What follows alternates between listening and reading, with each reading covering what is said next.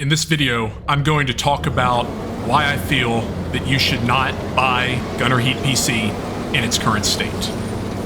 Now, first off, there's a few things that I want to cover. Number one is the fact that clearly, as seen here in this video, I can't drive.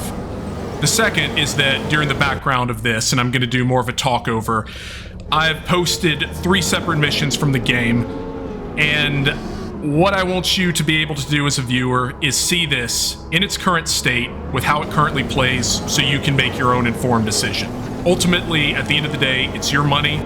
You can choose on how you want to spend it accordingly. And on that note, you may be wondering, why should I listen to this random guy from the internet? Why does his opinion matter?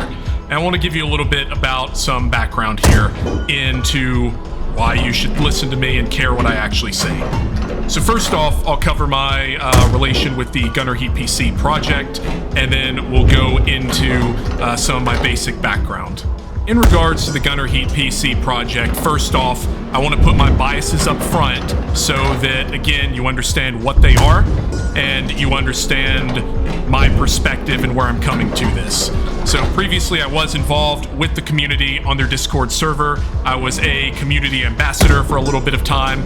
Ultimately, I was removed from that role. I'm not going to get into the details. Needless to say, I had a lot of not great stuff going on in my life, and I was being, let's face it, pretty cantankerous to people and creating an atmosphere that was not conducive for what the developers were looking for.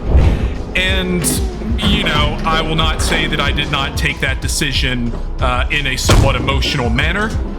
Again, I'm going to recognize that I am human, and sometimes I make mistakes. With that being said, what's done is done. I'm not going to dwell on it, and what I intend to do for this video is examine where Gunner Heat PC is as it stands right now. Again, I'm not looking at where it conceptually tries to be, what its roadmap is for the future, what it might be in, 3 months, 6 months, a year, 2 years, whatever from now.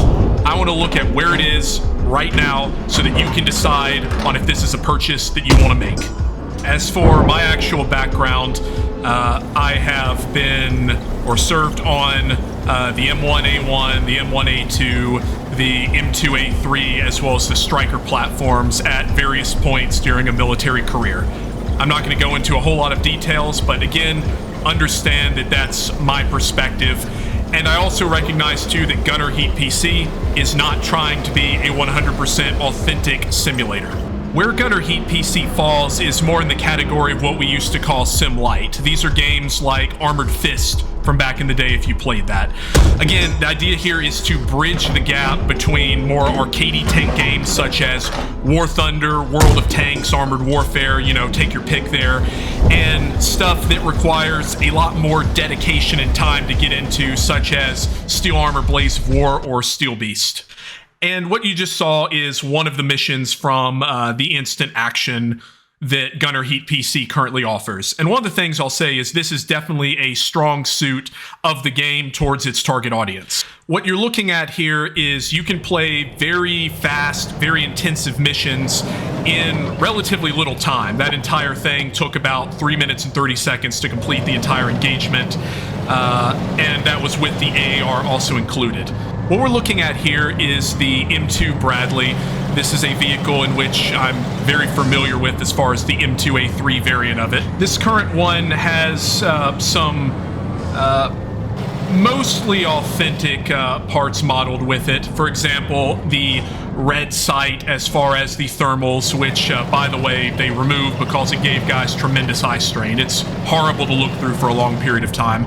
Other things of note, the laser rangefinder was not added to the Bradley until after Operation Desert Storm, when they realized, oh, it might be better to not have the gunner have to manually estimate the range in order to actually fire at targets. And this is where some of the flaws with Gunner Heat PC kind of show. Like, again, if you look at the Bradley, as far as its movement, it's very janky.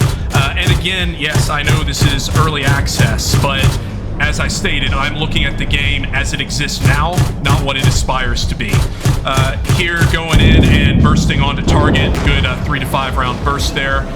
Moving over to see what is actually firing at us while the M1 tanks deal with the threat. And we're going to continue bounding forward at this point. And like I said, they're having played Gunner Heat PC for a while. I think I played the first version in 2020, I think, when it looked absolutely nothing like this. They've come a long way. There's a lot more depth added to it. You've got more vehicles. Again, the Bradley was kind of the big ticket item before I left the community and kind of, ceased really being involved with actually playing this on a regular basis. And when we look at the Bradley, some of the things that I immediately notice with it, one, for the range, normally it should be saying, for example, 1200 as opposed to 12. Your armored piercing rounds there for your 25mm M242. Normally you're able to actually reload that, the spare ammo carried in the Bradley. I don't know if they figured out the reloading ammo system yet. I would guess not. And that's one of the consistent things that appears with this version of Gunner Heat PC as it's being released right now. And the key thing there, and yes, I understand it's early access, and I understand that, yes, buying this supports the developers, and I understand that, again, there's a roadmap for where they want to go. But at this point, I can't really see justifying and telling people in good consciousness that they should spend about $30 with tax included on what you're currently getting. So what are you currently getting with Gunner Heat PC? First off, you're getting 46 instant action missions spread across 6 maps. With the breakdown of those, 2 of the maps and 2 missions are gunnery ranges, and 1 of the maps is a legacy map with 9 missions, which are all legacy scenarios. You also get 16 units that are playable. Out of those playable units, 7 of them are tanks, 2 of them are infantry fighting vehicles, 2 you could argue are personnel carriers, though the M113 and the BRDM2 fulfill very different roles. You also have the TOW and the AT-4 Spigot, both are dismounted anti-tank guided missile launchers. And as for the breakdown of tanks, you're looking at the M1, the M1 IP, the M60A3, and the M60A1. You've also got the T-55 Alpha, the T-72 Mike, and the T-72 Mike 1.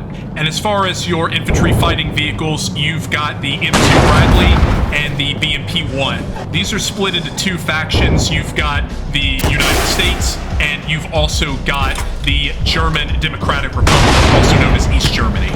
There are plans to add other factions in the future, such as the Soviet Union as well as West Germany.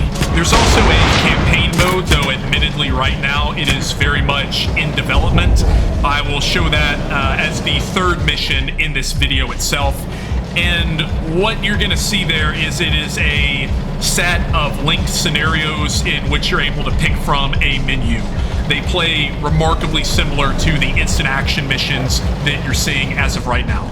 And some of the things that we're missing from the game is, first off, there's no scenario or mission editor, so you as the player can create new missions.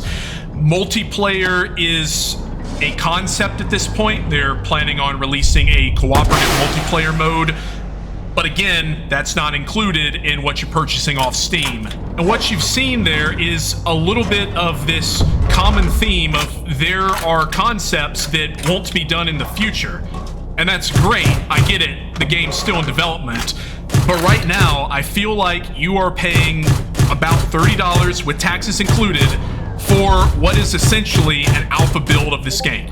And yes, that was my Discord going off in the background. But with this being effectively an alpha build of the game, there is a lot of rough edges that still exist within it. As you may have noticed from looking at the Bradley moving forward, right, the entire frame of the vehicle is just shaking as it's going over the terrain in just a weird manner. And yes, I know that's on the list of things to improve in the future, but as of right now, that's how it sits. Another thing that you may want to go back and rewind the video and watch if you want, but I hold down the fire button while selecting the TOW and it begins the countdown, and this is a glitch that you can exploit in order to have the TOW missile fire instantaneously if you want to do that in game. I know this was reported as a bug a while back.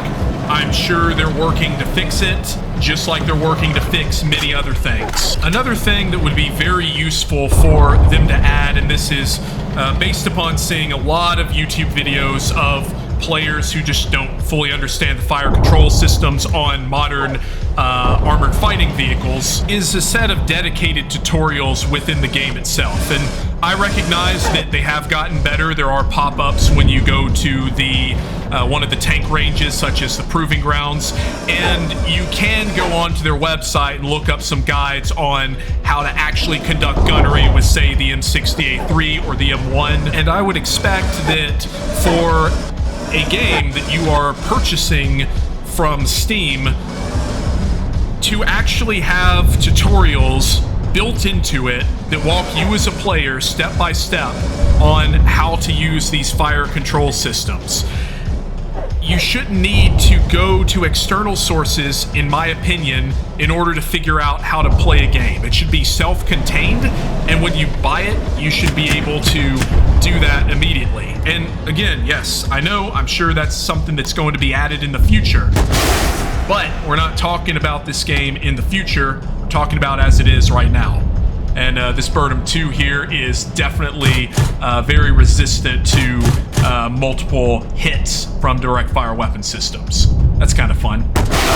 And I hit him with another toe there. That's always cool. And I will say, honestly, that they did add the artillery to it. I haven't been able to see how ultimately effective it is, since I just went through and wrecked everything with my other US forces here. But that is something that they did add that was not present in previous releases. And up here, we're gonna see a little bit more jank. I just saw these fences here and decided, hey, let's see how this works driving through them. And you kind of just sail through the things at the moment. And yeah, early access got it. But this feels very much to me like you are playing the newest release of the Patreon build versus something that is released early access on Steam. That's my opinion, and that's one of the key gripes that I have about this. I just don't think for what you're getting for the price, it's worth the money. Now, one of the good things it does do well is the AR system. I kind of quickly scroll through this here, and you can see all the different sorts of damages it's showing, and you know how I'm hitting crew members and doing all this other great stuff there. Some people find this fascinating. I'm not really one of those, but it is quite detailed. They do it very well, especially with seeing the actual 3D interior of the vehicles and what you're hitting. We're going to go into the campaign now and show this off real quick. And you can select one of the two factions and click on the Fold a Map, which is currently what is in game itself. Gives you a couple of missions. All of these are basically defend, and then there's one where we attack. I'm going to do that and attack a strategic location, sure, I guess, or a key tactical position, whatever it is. Unknown enemy forces, that's always great. And we're going to go ahead and start this thing off here. And we're greeted with some of the inherent jank in the current build, and you're seeing waypoints in the Unity engine that the AI is following. And to its credit, I did go back and try to replicate this. I found that it only occurs on this particular mission in the campaign mode. But this is certainly not a great initial view for what you're seeing when you're buying this basically retail off of Steam. And here we're showcasing some of the formations that you can give to your platoon. You can go into spacing. Movement control is just telling them to follow or to hold.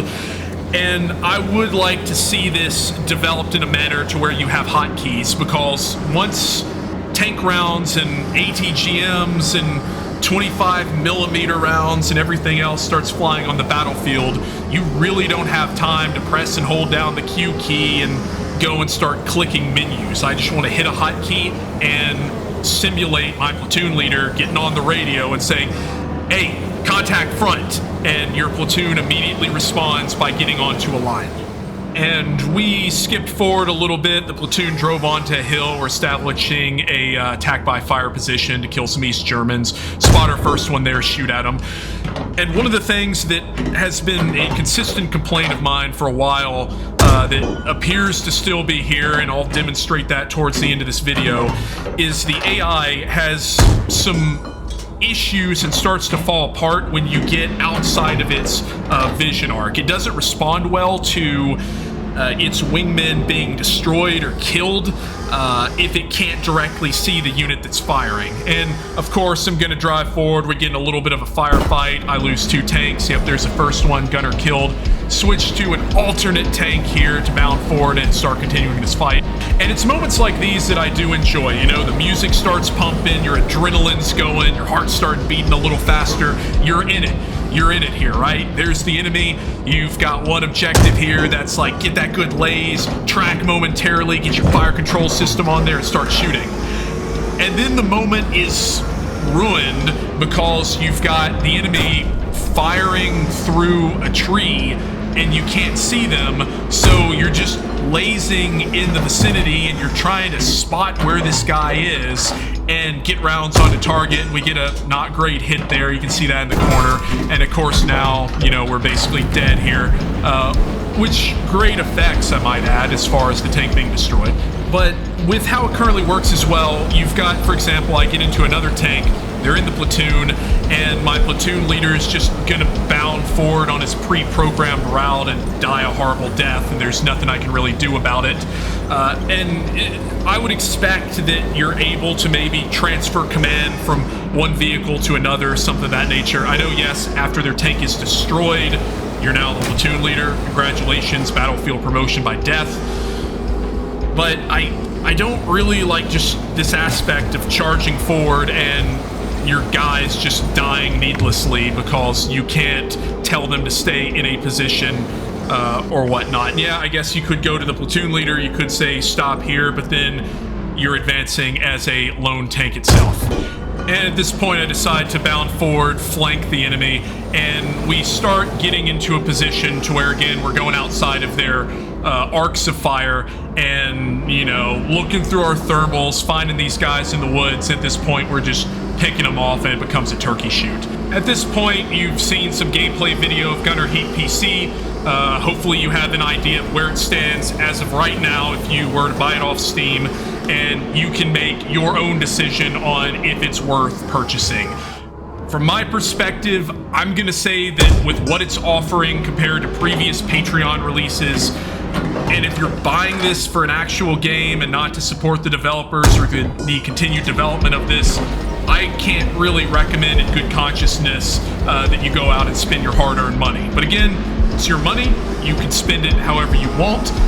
Hopefully this video has been helpful in helping you to make a decision. So hey, hope you enjoyed this, and I'll see you guys later with another video on Steel Beast or something.